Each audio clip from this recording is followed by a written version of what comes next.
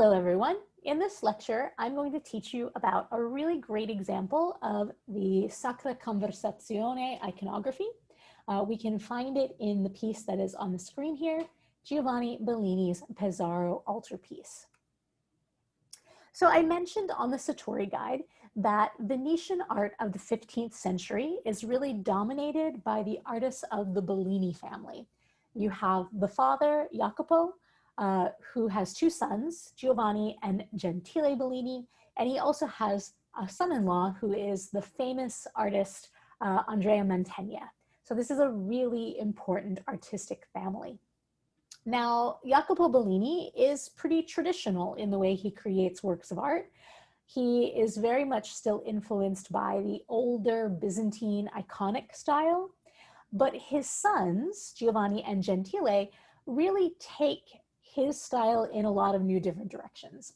And they're really responding to the fact that Venice is a multicultural port city where it is easy to encounter new ideas and various different styles of art, including artworks that come from Northern Europe and even artworks that come from the East, like the Ottoman Empire or Byzantium. And then finally, there are also travelers in Venice, merchants in Venice, who came from central Italy, places like Florence and Rome, and brought those ideas to Venice as well. So Giovanni Bellini takes the art of his father and he creates a very kind of multicultural style that responds to all of these different cultural influences.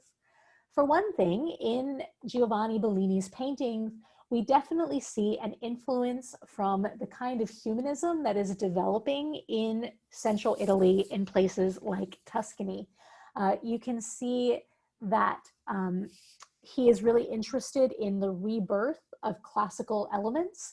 And again, keep in mind when I say classical in a Renaissance course, I mean elements that are coming from ancient Greece and ancient Rome. So the first place where you can see that humanistic interest in the rebirth of classical ideas is the frame of the altarpiece. And the frame is an original carved wood frame. And you can compare it to the previous work of art that you commented on, the one that is by Vivarini and Dallamagno. Just notice how far we have come into the classical revival.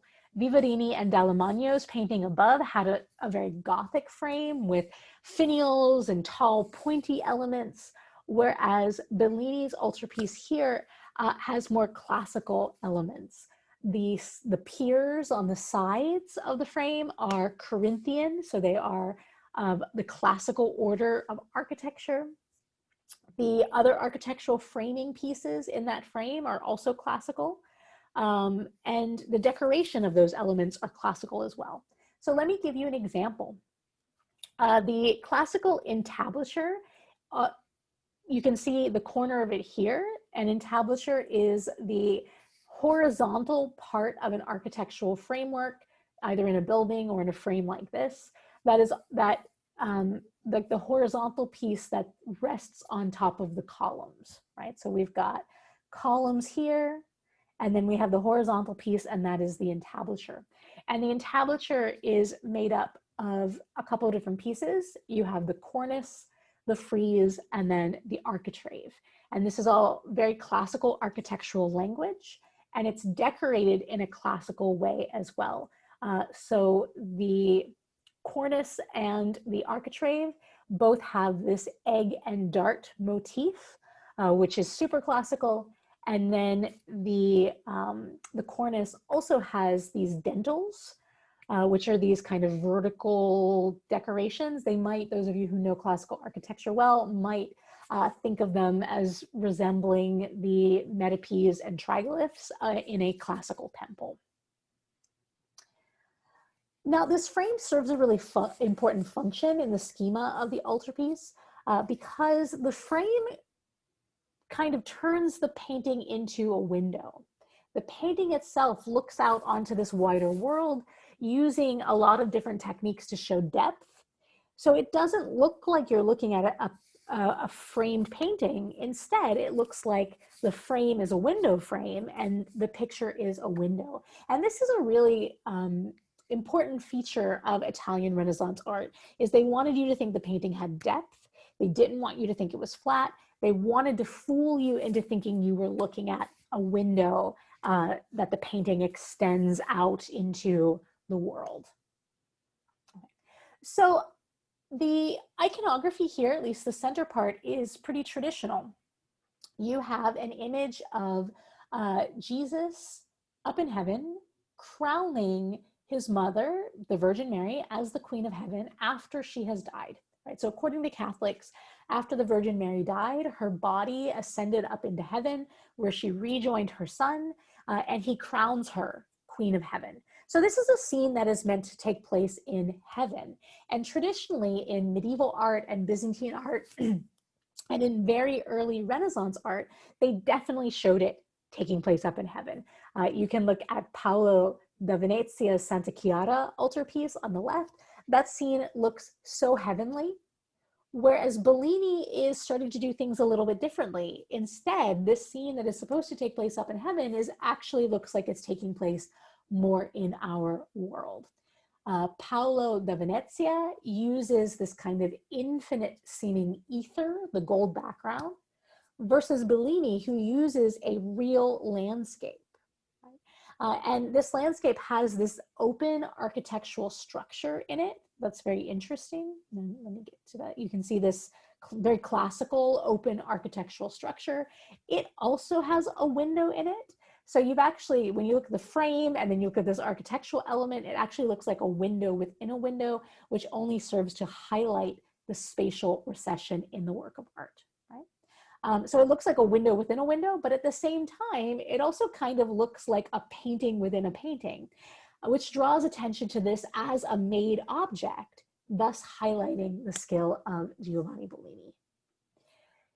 I also want to highlight the fact that Giovanni Bellini is using linear perspective. You can look down at the tiled floor and see the way he is foreshortening the tiled floor, which is very skillfully done. You can trace the orthogonals of the floor back to the vanishing point. You can see these diagonal lines all kind of converge somewhere around the Virgin Mary's knee. So that's where the vanishing point is. And in its original setting, when this altarpiece would have been displayed behind an altar, that vanishing point would have been about at the height of the standard viewer's head. So that really helps to draw the viewer's eye into the scene. So we have an image of the Virgin Mary being crowned by her son Jesus, but at the same time, the iconography here is also a sacra conversazione, or a heavenly conversation. This is a gathering of saints that is theoretically impossible because they did not all live at the same time, right? This gathering of saints includes people who lived hundreds of years apart from one another. So even though this is a heavenly piece, or sorry, even though this is a very earthly work of art, we do have that kind of temporally impossible element that clues us into the fact that this might actually be taking place in heaven. I also want to note that the medium of this piece is oil on wood panel. I believe it's wood panel and not, yes, it's still oil on panel. It's not oil on canvas. This is the first time that oil is used in a Venetian altarpiece. And so that's a huge advancement. And we're not really sure how Bellini would have learned about oil painting. It is possible that he could have learned from northern artists whose work was in Venetian collections. For example, there were paintings by Jan van Eyck, Hans Memling, Petrus Christus, etc., in prominent Venetian collections. But again, we have this question of, is it possible for an artist to learn oil paint just by looking at a completed example and not actually having a teacher? Kind of a big question mark. So I mentioned that this is a very earthly scene, but there are still a lot of references to the heavenly. For one thing, there is this idea of the sacra conversazione, this impossible gathering of saints together. The geometric perfection of the piece, where you have these perfectly balanced triangular compositions, the verticals of the saints that are on the side, the rectilinear form of the architectural structure, those kind of perfect geometric forms make this seem like it's not part of our messy, imperfect world, right? So that geometry is being used to impose almost a supernatural order onto this piece. Then in the sky, of course, you have your little angels, and in Italian, we call these putti, P-U-T-T-I. Some of them are red seraphs and others are blue cherubs, which implies the different ranks of angels in heaven and symbolizes divine love and divine wisdom. So that gives us a kind of heavenly element. The saints all have halos of divine light. And then we have this window that is behind Jesus and Mary. The Virgin is often known as the window to heaven. And so that metaphor seems to be very, very clear here. And that metaphor therefore transforms the castle that is in the background into not a real castle, but the heavenly Jerusalem.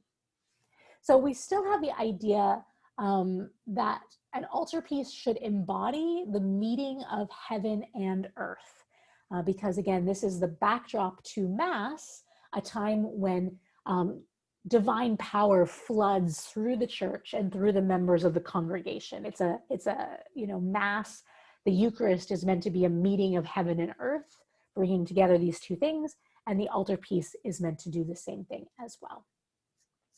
Now, when we look at the altarpiece, I just want to mention another really clever iconographic element. If you look down at the bottom of the altarpiece, it has a row of images as a kind of base.